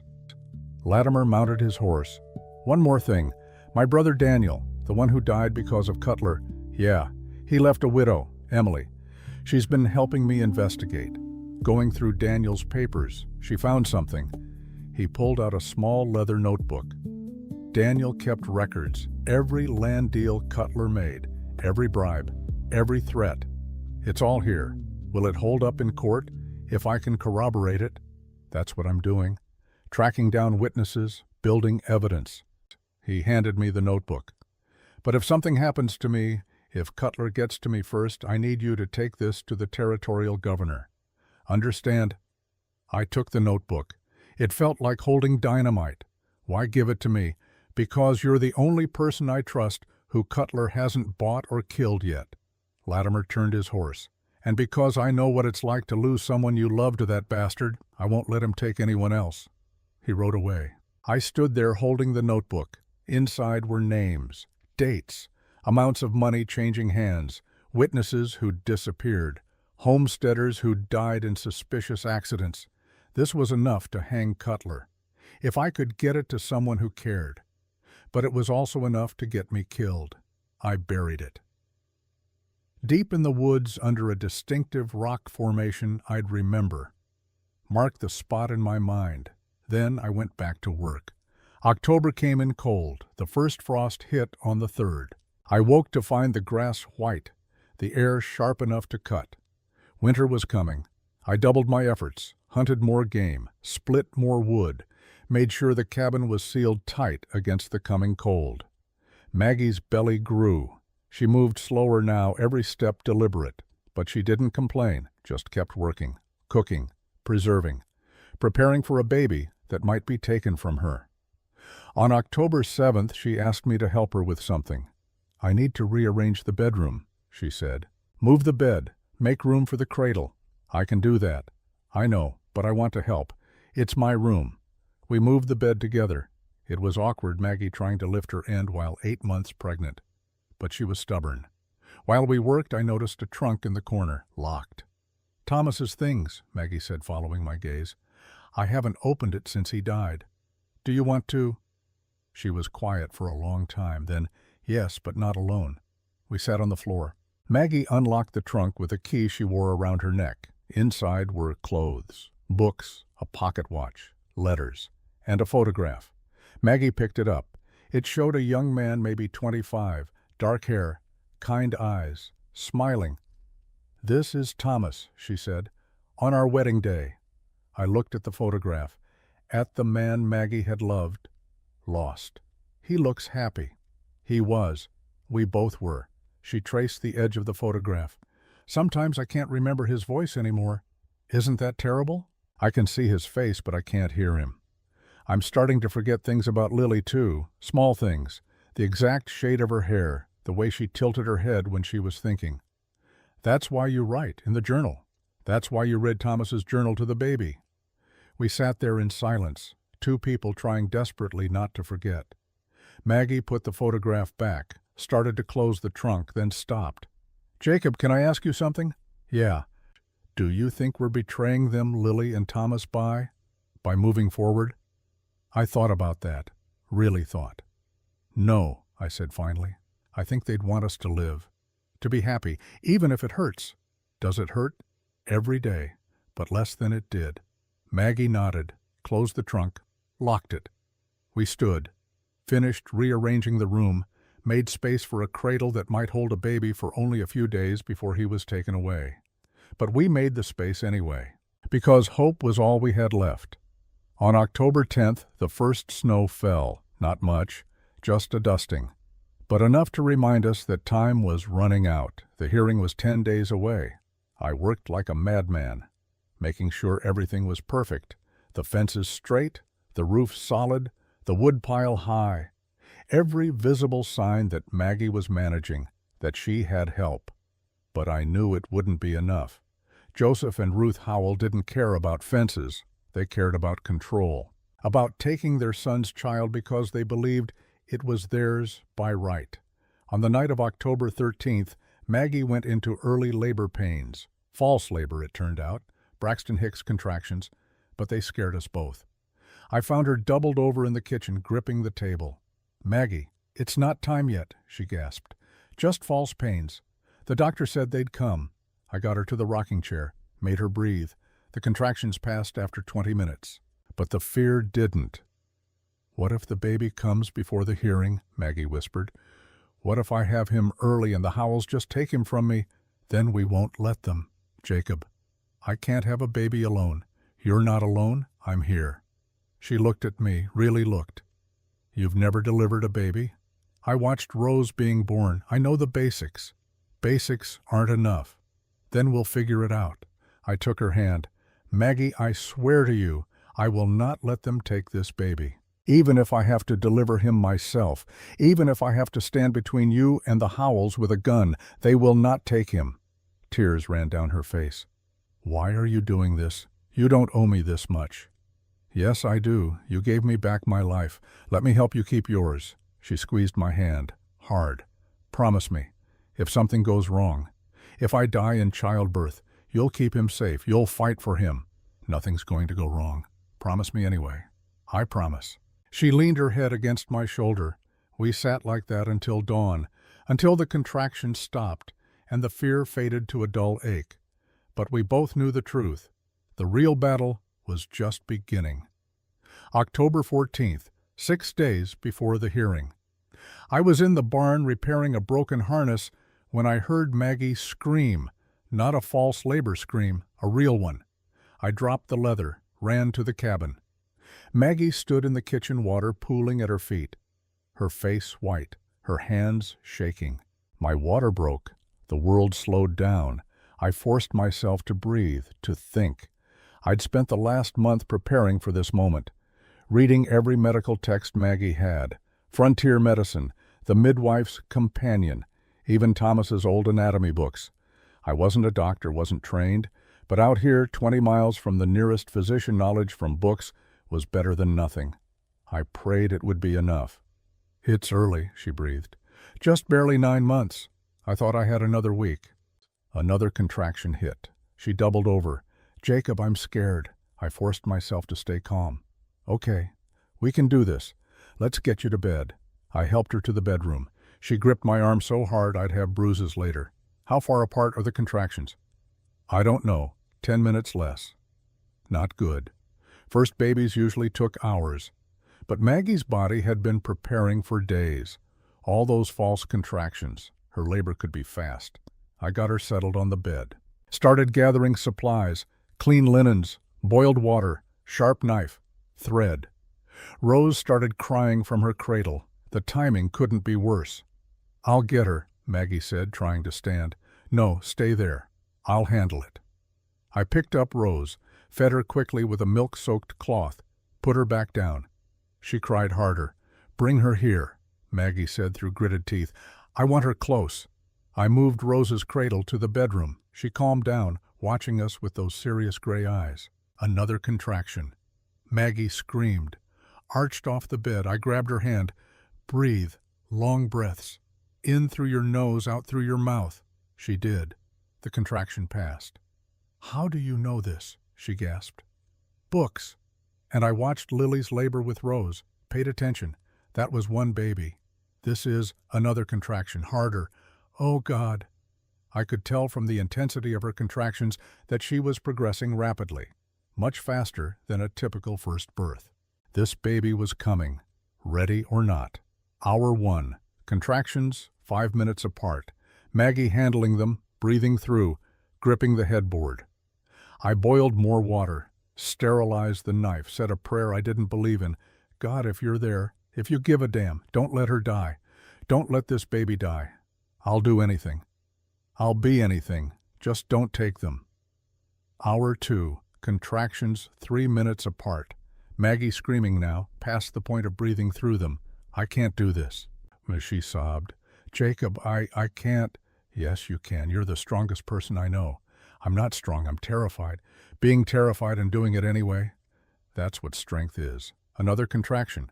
She bore down, pushed. Not yet, I said, remembering what I'd read. Let your body tell you when. If you push too early, it could complicate things. I don't care. I care. So wait. Just a little longer. She waited, panting, crying, hating me a little. I didn't blame her. Hour 4. The contractions were intense now. I could see from the way Maggie's body was bearing down that it was time. Okay, I said. With the next contraction push, give it everything. I'm too tired. Then rest between contractions. But when one comes, you push. Another contraction. She pushed. Weakly. Not enough. Maggie, listen to me. You need to push harder. I'm trying. Try harder. Your son needs you to try harder. I can't. Yes, you can. Do you know how I know? Because you stood in front of an entire town and spent your last penny on a stranger. Because you've been fighting for this baby since before he was born. Because you're Margaret Howell and you don't give up.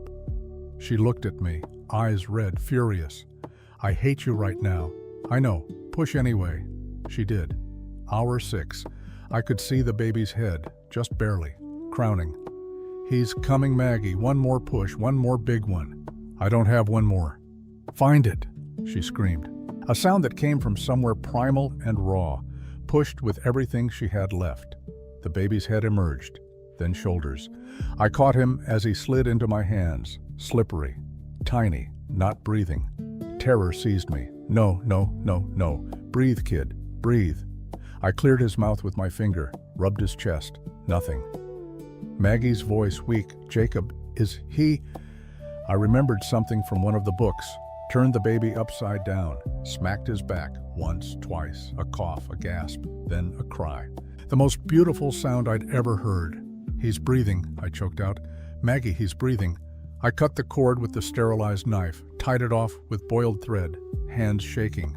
Wrapped the baby in a clean blanket, placed him on Maggie's chest. She looked down at her son, tears streaming. Samuel, she whispered. His name is Samuel Thomas Howell. Samuel, strong name, good name. The baby rooted at Maggie's breast, found what he was looking for, started nursing. I cleaned up, took care of the afterbirth, made sure Maggie wasn't bleeding too heavily. Everything by the book, everything except my hands, which wouldn't stop shaking. I'd done it. We'd done it. Maggie and Samuel were alive. I sat on the floor, put my head in my hands, and for the first time since Lily died, I cried. Real tears, not from grief, from relief. Jacob. I looked up. Maggie was watching me, Samuel asleep on her chest. Thank you, she whispered. You saved us. You saved yourself. I just helped. No, you did more than help. She reached out, took my hand. You gave me my son. I squeezed her hand, couldn't speak. We stayed like that, her fingers laced with mine, until the sun came up. The next 3 days were a blur. Maggie recovering, Samuel nursing, Rose watching her new friend with fascination. I barely slept, too afraid something would go wrong, too aware that in 3 days the Howells would arrive for the hearing, would see their grandson, would try to take him. But Maggie was stronger than I expected. By the 2nd day, she was sitting up. By the 3rd, walking slowly around the cabin. I can't go to the hearing like this, she said on October 17th. I can barely stand. Then we don't go. They'll take that as proof I'm unfit. They'll take anything as proof. It doesn't matter what we do. She looked at Samuel sleeping in the cradle Jacob had built. There has to be a way. There is. I'd been thinking about this, planning. We fight them, not in court, here. What do you mean? The hearing is in 3 days, but the baby's here now. And possession is 9/10 of the law. If they want Samuel, they have to take him from us, physically. And I won't let that happen. Jacob, you can't fight the law. Watch me. She was quiet for a long time. Then, if you do this, you'll be arrested. Maybe worse. I've been arrested before. I can handle it. But Rose, I'll ask Latimer to take her. Keep her safe while I'm in jail. And what about me? What about Samuel? You tell them I forced you. Tell them I threatened you. Make me the villain. That way they can't claim you're unfit. Just unlucky. I won't do that. Maggie, I won't lie and say you threatened me, Jacob. I won't throw you to the wolves to save myself. Then what do? She looked at me, at Samuel, at Rose. We tell the truth, she said. We tell them we're a family, all four of us, and families protect each other. That won't work. They'll say we're living in sin. Then we get married. The words hung in the air. I stared at her. What? We get married, right now, before the hearing. Maggie sat up straighter. They can't claim I'm an unfit single mother if I'm not single. Maggie, that's insane. Is it? You said yourself you'd do anything to protect Samuel. This protects him, protects all of us. A marriage of convenience, that's what you're suggesting. Yes, exactly. She met my eyes. We're already living as a family, Jacob. We're already raising children together. Why not make it legal? Because I was starting to have feelings for her. Real feelings. And a marriage of convenience would kill any chance of something real. But I didn't say that. What about after? I asked. After the hearing? After Samuel's safe? We can annul it or divorce, whatever you want. And you'd be okay with that? Being married to me? She looked at Samuel, at Rose, at the cabin we'd been sharing for 6 weeks. I've been married to you in every way that matters since you delivered my son, she said quietly. A piece of paper won't change anything. She was wrong. It would change everything. But she was also right. This was the only way to protect Samuel. Okay, I said, we'll do it. But we need a preacher. There's one in town, Reverend Matthews. He'll marry us. The Howells will be watching the town. They'll know. Let them know. Let them see we're a united front. Maggie stood, walked to the window. Tomorrow. We ride to town tomorrow. Get married. Come back before they can stop us. And if they try to stop us, then you do what you promised. You stand between them and my son with a gun. I looked at this woman, this fierce, stubborn, terrified woman who'd saved my life and was now trusting me with hers. Okay, I said. Tomorrow. We get married. Good. She turned back to the window. Thank you, Jacob. For what? For being the kind of man who stands between monsters and children. I didn't feel like that kind of man. I felt like a fraud, a broken German immigrant who couldn't save his own wife. But if Maggie needed me to be a hero, I'd try. God help me, I'd try. October 18th, 2 days before the hearing. We dressed carefully. Maggie in her one good dress, dark blue wool. Me in the cleanest clothes I had. We looked respectable. Barely. Samuel came with us, wrapped tight against the cold. Rose, too. All four of us on the wagon. The ride to town took an hour. Every minute I expected to see the Howells, to have them stop us. But the road stayed empty. Bitter Creek looked the same as the day I'd been auctioned. Same dusty streets, same suspicious faces. We pulled up in front of the church, a small building, white paint peeling cross tilted on the roof. Reverend Matthews was inside sweeping. He looked up when we entered. Mrs. Howell? Mr. Werner? He set down the broom. What brings you here? We want to get married, Maggie said. Today, now.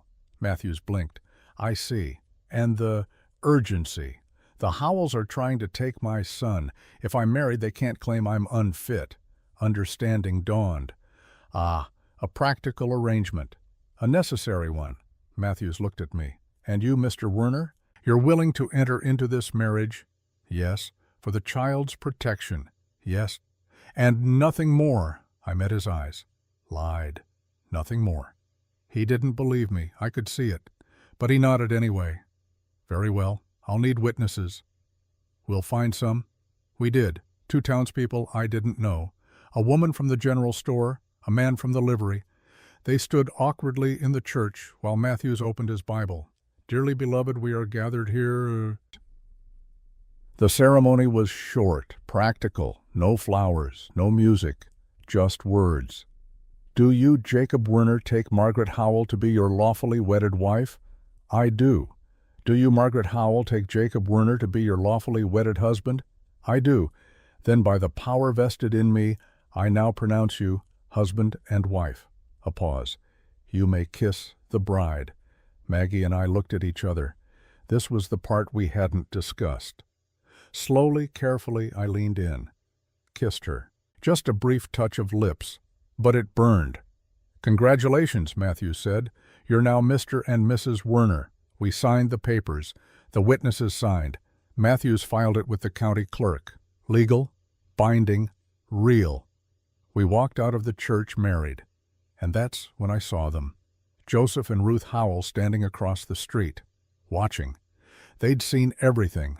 Joseph's face was purple with rage. Ruth's was ice. They walked over, slowly, like predators approaching wounded prey. "Well," Joseph said, "this is unexpected." "We're married," Maggie said, chin up, defiant. "Legally married, which means your petition is invalid." "Is it?" Ruth's smile was cruel. "You've been living together for 6 weeks, unmarried, with 2 children. That's hardly proper. But we're married now. That's what matters. What matters is that you've proven our point, Margaret. You're desperate, reckless, marrying a stranger to avoid losing custody." Joseph stepped closer. "No judge will overlook that. Judge Morrison will see that I'm married to a good man, a man who works hard, who provides, who delivered my son when no doctor would come. A man with a price on his head." Joseph pulled out the wanted poster. "A man wanted for questioning in a suspicious fire. A man who brought danger to your door. That poster is a lie, and you know it." "Do I?" Joseph smiled. "I know Vernon Cutler, business partner of mine. He's told me all about Mr. Werner here. About the property dispute. About the threats Werner made before the fire." My fists clenched. "I made no threats. Cutler says otherwise. And he's a respected businessman. You're a debtor." "Who do you think the judge will believe?" Maggie stepped between us. "This changes nothing, Joseph. Samuel stays with me. We'll see. The hearing is in 2 days. We'll let Judge Morrison decide." They walked away. We stood there on the church steps, married, but not safe. "They're going to use Cutler's lies against us," Maggie whispered. "I know. We can't win, not if Cutler testifies. Then we need to make sure he doesn't." She looked at me. "What are you planning?" "I'm planning to end this, once and for all." "Jacob, no. Get in the wagon, Maggie. Take the children home. Stay there. Lock the doors." "Where are you going?" "To have a conversation with Vernon Cutler." "You'll get yourself killed." "Maybe, but at least you'll be safe." I climbed onto the wagon, took the reins. Maggie grabbed my arm. "Jacob, please, don't do this." I looked at her, at my wife, because that's what she was now, my wife. I said, "I should have done this weeks ago, should have ended it before it got this far." "What about Rose? What about me?" "Latimer will take care of you. I already talked to him. If something happens to me, he'll protect you in court." "I don't want Latimer. I want you." The words hit like a bullet. I stared at her. "Maggie, I want you, Jacob, not as a hired hand, not as a marriage of convenience. I want you." Tears on her face now. "Don't leave me. Not like Thomas did, please." I pulled her close, kissed her, really kissed her this time. "I'm not leaving you," I whispered against her lips. "I'm saving you. There's a difference." I let her go, snapped the reins. The wagon rolled away, and I rode toward Cutler's mine knowing I might not come back, but knowing I had to try. Because families protect each other, and Maggie Howell was my family now. I didn't ride to Cutler's mine. I wanted to. God knows I wanted to put a bullet between his eyes and end this nightmare. But Maggie's words echoed in my head, the fear in her voice, the way she'd said she wanted me, not hired hand, not convenience, me. I couldn't throw that away on revenge, couldn't leave Rose and Samuel without a father because I was too angry to think straight. So instead, I rode to find Marshal Latimer. Found him at the federal office in Cheyenne, 20 miles east. Small building, 1 room, stacks of paper everywhere. He looked up when I walked in, saw my face, and stood. "Werner, what happened?" "Maggie and I got married. Today." "The Howells saw. They're going to use it against us in court. Say she's desperate and reckless." Latimer sat back down. "Are you desperate and reckless?" "Probably. But that doesn't change the fact that Samuel needs protection." "And you think marrying his mother protects him?" "I think it shows the judge she's not alone, that she has support, a husband, a provider." I pulled out a chair, sat. But the Howells are bringing Cutler. He's going to testify that I'm dangerous, that I threatened him, that the fire was my fault somehow. Can he prove any of that? No. But he doesn't need proof. He just needs to plant doubt. Latimer was quiet for a moment, then he opened a drawer, pulled out a thick folder. I've been building the case against Cutler. 3 months of work, witness statements, financial records, property transfers. He opened the folder. I have enough to charge him with fraud, bribery, maybe even conspiracy to commit murder, but it's all circumstantial, nothing that ties him directly to the fire that killed your wife. What about the notebook, Daniel's notebook? That helps. But Daniel's dead. His testimony died with him. And without someone willing to testify that Cutler ordered the fire, I can't make a murder charge stick. I leaned forward. What if I testify I can confirm Cutler came to my cabin, offered money for the land, threatened me when I refused? Did he threaten you directly? I thought back. Tried to remember the exact words. No, he just said I'd regret not selling, that the territory was dangerous for people who didn't cooperate. That's not a threat, that's a prediction. Any lawyer worth his salt will argue it was friendly advice. Latimer closed the folder. I need more Werner. I need someone who was there, someone who heard Cutler give the order to burn your cabin. The men who set the fire are dead or disappeared, all except one. I looked up. Who? A man named Flint Garrison, former Confederate soldier, works as Cutler's hired gun. He was seen in Wind River Valley the week of your fire. And according to my sources, he's starting to have a conscience. Conscience doesn't mean confession. No, but it means he might be persuaded if he thought he could get immunity, a reduced sentence, protection. Where is he? Cutler's mine. Where else? Latimer stood, walked to the window. I've been trying to get to him for weeks, but Cutler keeps him close, guards him like a prisoner. Then we break him out. Latimer turned. That's his kidnapping. That's justice. It's also illegal, and if we do it wrong, we blow the entire case. Then we do it right. I stood. You said the hearing is in 2 days. That gives us 48 hours. We grab Garrison, get him to confess, bring him to Judge Morrison before the Howells can take Samuel. And if Garrison won't talk, then I'll make him talk. Latimer studied me. You've changed, Werner. 6 weeks ago, you were a broken man holding a baby. Now you're talking about breaking into a mine and extracting a witness by force. 6 weeks ago, I had nothing to lose. Now I have everything. He smiled, grim but real. All right, I'll help. But we do this smart. No shooting unless absolutely necessary. We get in, get Garrison, get out. Understood. Understood. Good. Because if this goes wrong, we'll both hang. If this goes wrong, the Howells take Samuel and Cutler walks free. I'd rather hang. Latimer grabbed his coat. Then let's make sure it goes right. We rode out at dusk. 2 horses, 2 men, heading into the hills where Cutler's mine sat like a scar on the mountainside. The mine itself was a ramshackle operation, wooden scaffolding, rusted equipment, men working in shifts covered in dust and exhaustion. Cutler ran it cheap, paid his workers barely enough to survive, kept them desperate and dependent. It was the kind of place where men disappeared and nobody asked questions. Latimer and I watched from a ridge overlooking the operation, counted guards, mapped escape routes, looked for Garrison. There, Latimer pointed to a small cabin separate from the main camp. That's where Cutler keeps his personal staff. If Garrison's anywhere, he's there. How many guards? 2 on the cabin, 4 roaming the perimeter, maybe more inside the main building. 6 to 1. I've had worse odds. You've had worse odds and lived to tell about it, once or twice. Latimer pulled out a pocket watch, checked the time. Guards change shift at 10. That's when we move, during the confusion. We waited, watching the sun sink below the mountains, watching the mine lights flicker on, watching men stumble out of the shafts black with coal dust, barely human. This was what Cutler wanted my land for, to build more of this, more misery, more death. Not if I could help it. At 9:45, Latimer and I moved down the ridge, slow, quiet, sticking to shadows. The guard change happened exactly on time.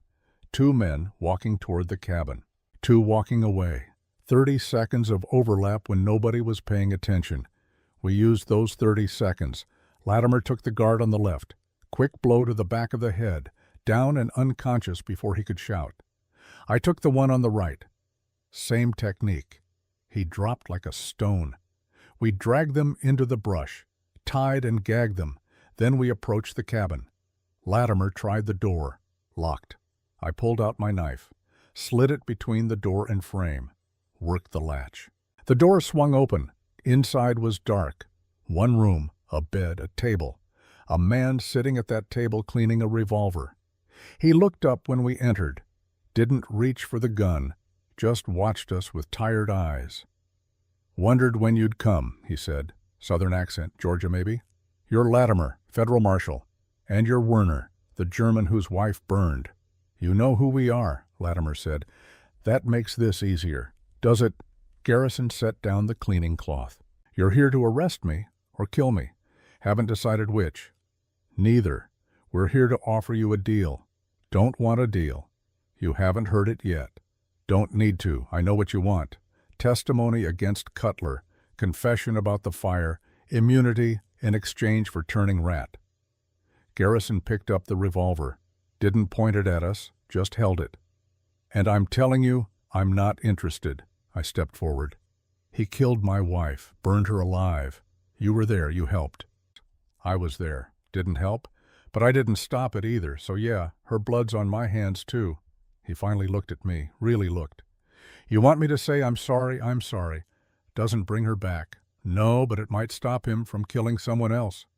"Who, your new wife, the widow you bought at auction?" Garrison smiled. It was the saddest smile I'd ever seen. "Cutler knows about her, knows about the baby. He's already planning what to do about it." Ice flooded my veins. "What do you mean?" "I mean Cutler doesn't leave loose ends. You're a loose end, Werner. So's Marshal Latimer here. So's anyone who might testify against him. He's just waiting for the right moment. When, after the hearing, after the Howells take your stepson, after you're distracted and vulnerable, then he'll burn you out. Again. And this time he'll make sure you burn with it. Rage, white-hot and consuming." I lunged across the table, grabbed Garrison by the collar, slammed him against the wall. "Where is he? Where's Cutler?" "Main building. Probably sleeping, or counting his money." "Does it matter?" "It matters because I'm going to kill him." "No, you're not." Latimer pulled me back. "Werner, stand down. He just threatened my family. And if you kill him, you prove everything the Howells say about you, that you're violent, dangerous, unfit." Latimer turned to Garrison. "You said Cutler's planning another fire. When? 3 days, maybe 4, after the legal dust settles." "How do you know?" "Because he told me to prepare, told me to gather men. Flint, he said, I need you to handle the Werner problem, permanent-like." "And you agreed?" Garrison met his eyes. "No, I told him I was done. Done burning homes, done killing families." He didn't like that. He pulled back his shirt, showed us bruises, fresh ones, ribs outlined in purple and black. "This is what happens when you say no to Vernon Cutler." Latimer's jaw tightened. "Help us. Testify. We'll put him away. You'll never have to work for him again. You'll put me away too. I've committed crimes, Marshal. Lots of them. Testimony doesn't erase that. Reduced sentence, 5 years instead of 20. You'll do your time at a federal prison, safe, away from Cutler's reach. And then what? Get out at 50 years old with no skills except killing. That's not a life. It's more than my wife got." My voice came out cold, harder than I intended. "More than the other families you burned out got. You want absolution. You want forgiveness. You're not getting it from me. But if you help us stop Cutler, maybe you can sleep at night knowing you saved one family, just one." Garrison stared at me, long enough that I thought he'd refuse. Then he stood, grabbed a coat. "All right, I'll testify, but not because of your speeches, because I'm tired of being Cutler's dog, tired of waking up with blood on my hands." He walked to the door, stopped. "Fair warning, though. Cutler's not going down easy. He's got judges bought, lawyers paid, half the territorial government in his pocket. Your testimony, mine. Even the marshal's evidence, it might not be enough. Then we'll make it enough, Latimer said. We left the cabin, moved through the camp, almost made it to the ridge. Then someone shouted, "Hey, who's that?" A guard, young kid, carrying a rifle he barely knew how to use. Latimer raised his hands. "Federal marshal, official business." "At night sneaking around, I don't think so." The kid raised the rifle. "Mr. Cutler, we got intruders." Lights blazed in the main building. Doors slammed open. Men poured out. And there, framed in the doorway, was Vernon Cutler himself, 52 years old, well-dressed, confident, the kind of man who'd built an empire on other people's suffering and slept fine at night. He saw us, saw Garrison with us. His face hardened. "Flint, step away from them." Garrison didn't move. "Flint, I'm not asking. I'm done, Vernon. Done with all of it." Cutler's hand moved to his belt, where a pistol hung. "You're making a mistake. Only mistake I made was working for you in the first place." Cutler drew, fast. Faster than a man his age should move. But Latimer was faster. His shot hit Cutler's shoulder, spun him around. The pistol clattered to the ground. Cutler staggered, pressed a hand to the wound, looked at the blood, then at us. "You just assaulted a prominent businessman, Marshall, in front of witnesses. Your career is over. My career was over the day I started investigating you." Latimer kept his gun trained. "Now, you're under arrest. Fraud? Bribery? Conspiracy to commit murder. You have the right to—" Cutler laughed, actually laughed. Blood seeping through his fingers, and he was laughing.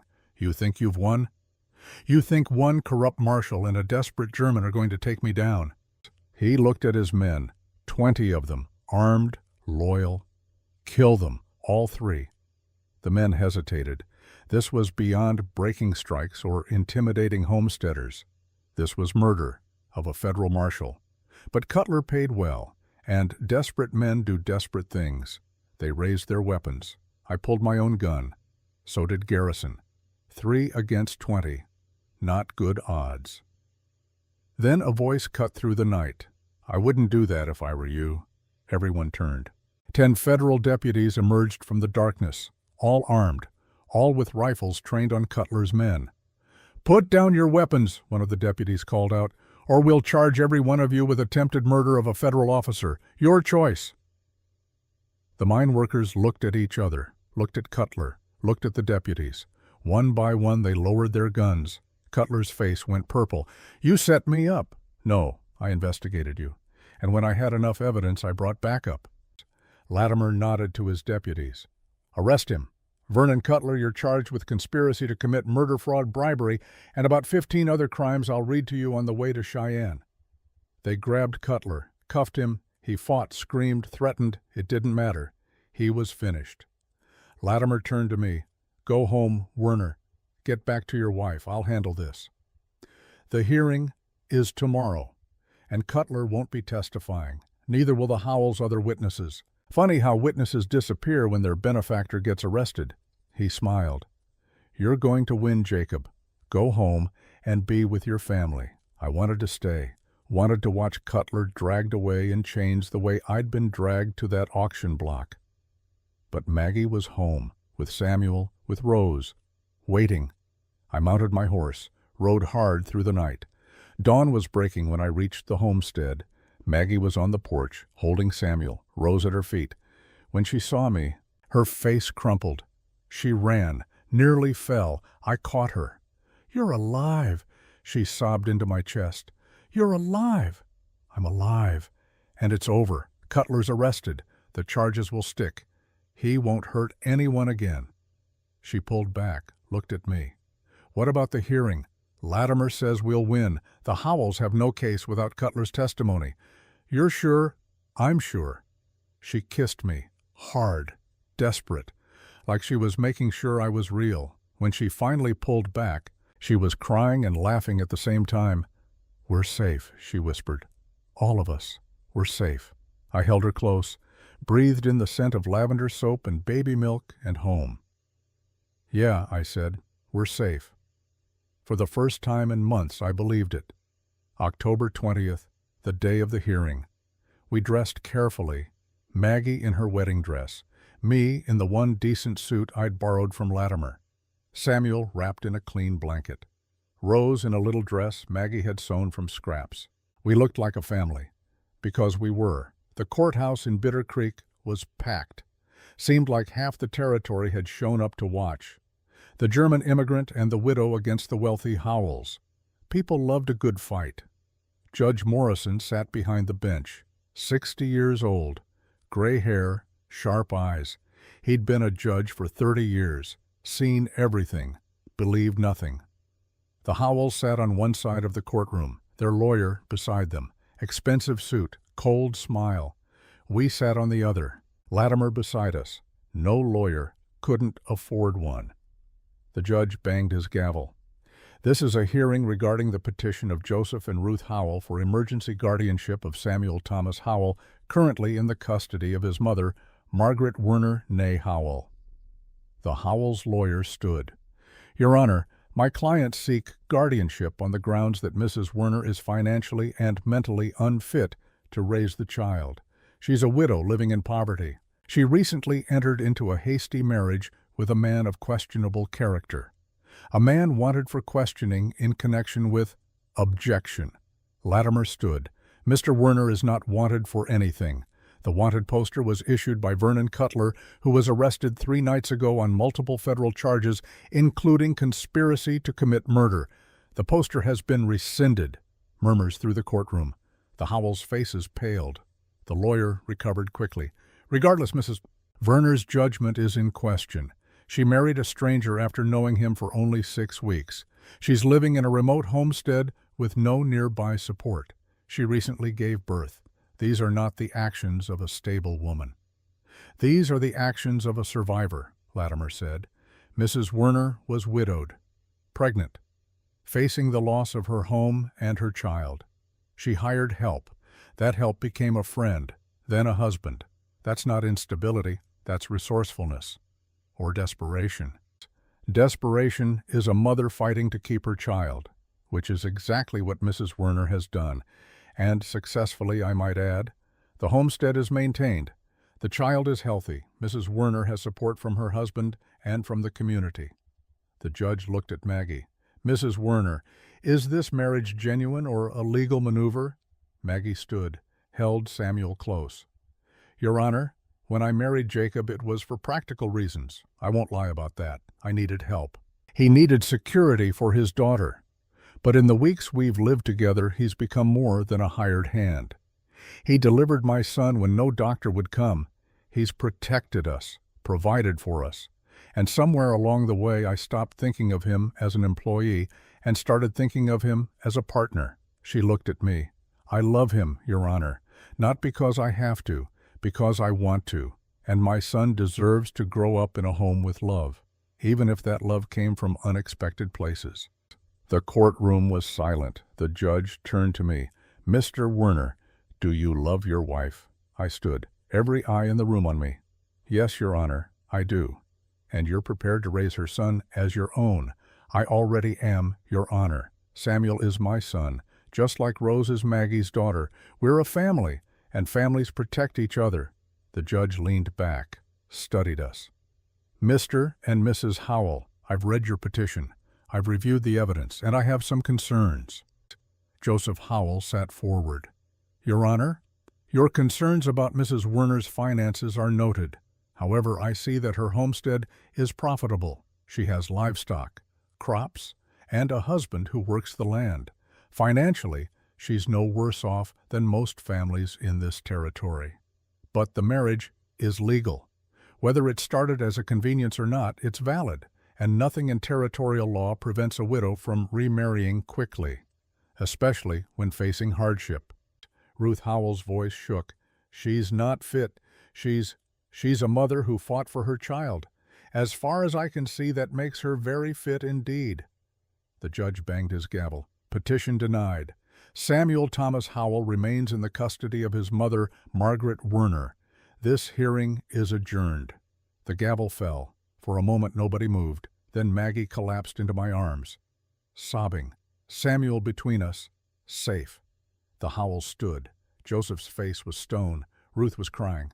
They walked past us without a word, out of the courthouse, out of our lives. maybe forever. Latimer clapped me on the shoulder. "Congratulations, you won." "We won?" "Yeah, we did." He looked at Maggie. "Take care of her, Werner. She's one of the good ones." "I know." We left the courthouse, climbed onto the wagon, rode home through autumn sunshine. When we reached the homestead, I helped Maggie down, carried Samuel inside, put Rose in her cradle. Then I went outside, to the small workshop I'd built behind the barn. I'd been working on something, a project, for weeks now. The iron chains from the auction, the ones that had bound my wrists. I'd saved them, brought them here. Now I heated them in the forge, hammered them flat, shaped them, twisted them together into a door latch, strong, secure, beautiful in its own way. Two chains, intertwined, protecting instead of imprisoning. Maggie found me as the sun was setting. "What are you making?" "A reminder." "Of what?" "That the worst things in our lives can be remade into something good." I showed her the latch, the way the two chains wrapped around each other, supporting, strengthening. "It's beautiful," she whispered. "It's us." I installed it on the front door that night, the final touch on a house that had become a home. When it was done, we stood on the porch, her fingers laced with mine, Rose asleep inside, Samuel nursing. "Jacob, yeah, I meant what I said. In the courtroom, I love you." I turned to her, this woman who'd saved me, who'd trusted me, who'd built a life with me from nothing but desperation and hope. "I love you too. I think I have for a while now, just didn't know what to call it. And now I call it home." She smiled, leaned her head on my shoulder. We stood there until the stars came out.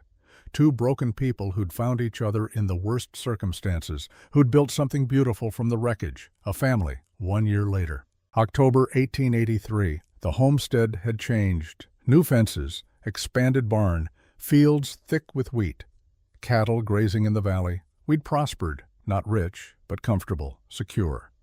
Rose was walking now, talking, mixing German and English in sentences that made Maggie laugh.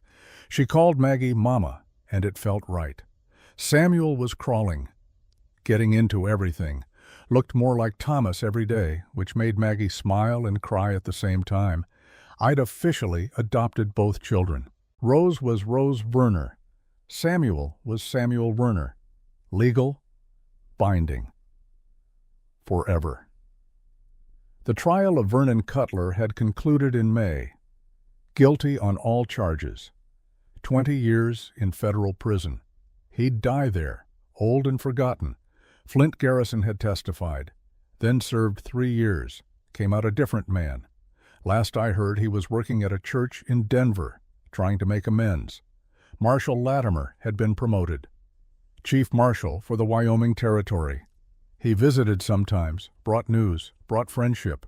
The Howells had left the territory, gone back to Boston. Ruth had written once, a short letter, apologizing, asking if she could see Samuel someday, when he was older. Maggie wrote back, said maybe, when the wounds weren't so fresh. I thought that was generous of her, more generous than I could have been. Today was special, our anniversary. 1 year since the hasty wedding in Bitter Creek's church. We'd talked about renewing our vows, doing it right this time, with flowers and music and celebration.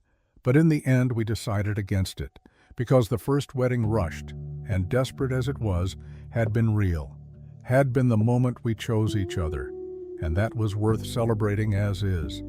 Maggie made a special dinner, roast venison, fresh bread, apple pie from the fruit we'd preserved.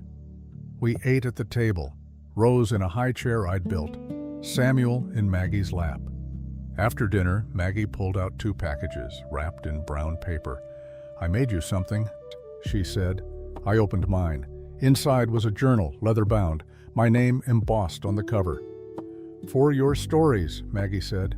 "For Rose, for Samuel, for the children we might have someday, so they know where they came from." I opened it. The first page had writing, Maggie's handwriting. Jacob Werner came into our lives on an August afternoon, chained and desperate, holding his infant daughter. I bought him for $85, best money I ever spent.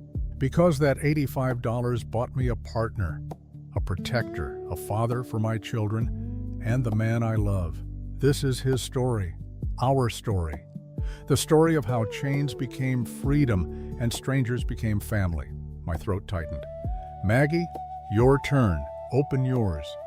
She unwrapped her package. Inside was a wooden box, hand-carved, intricate patterns on the lid, German patterns, from the Black Forest. Inside the box were two things: Lily's locket, the one I'd carried since the fire, and Thomas's pocket watch, the one Maggie had kept in the trunk. I said quietly, that we should keep them together, Lily and Thomas, in a place of honor, so we never forget them, but also so we can move forward, together. Maggie picked up the locket, opened it. Inside was a picture of Lily, red hair, bright smile. She picked up the watch, opened it.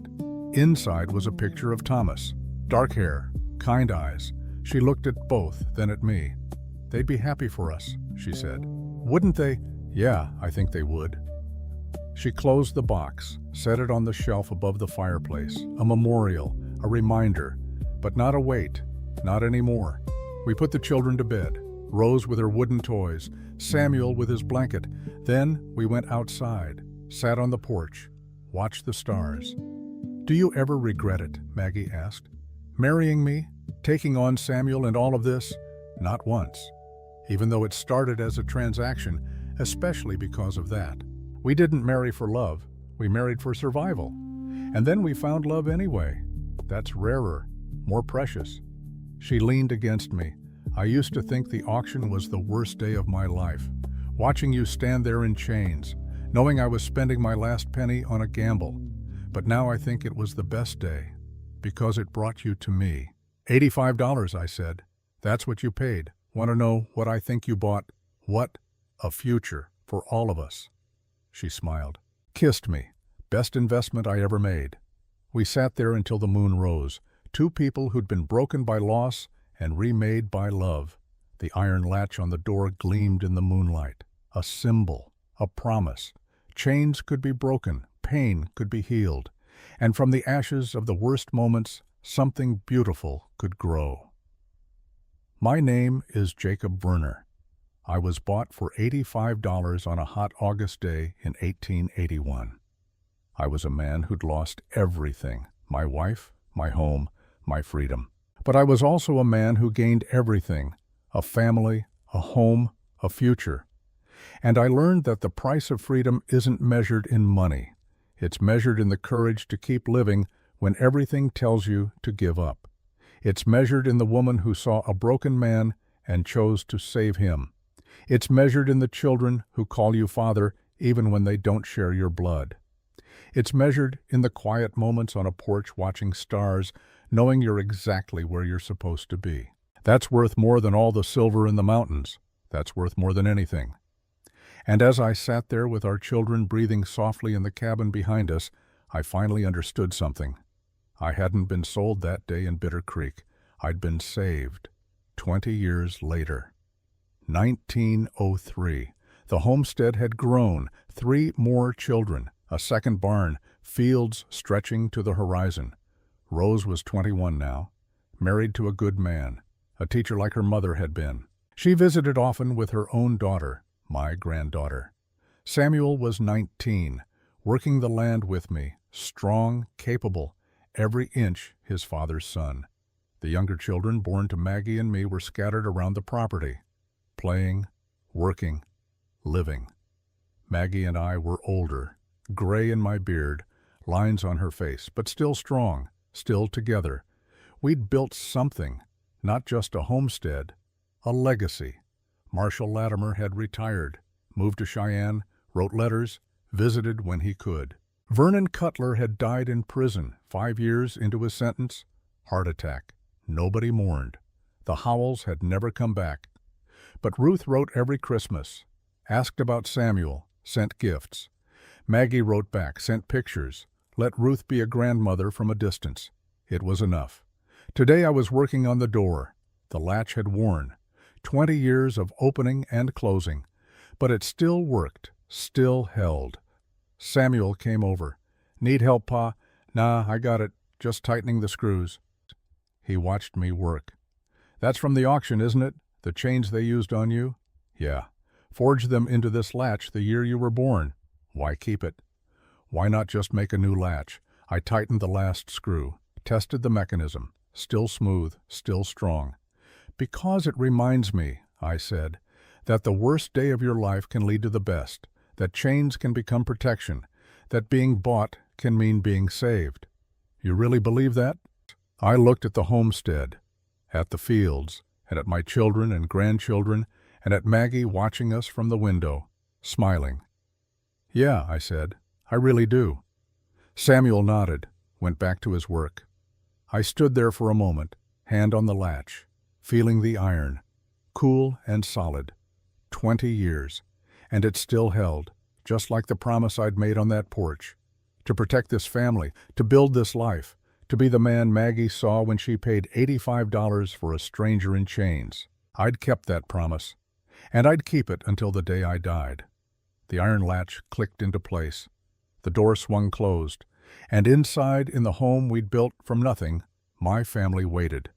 Safe, loved, free. That was enough. That was everything.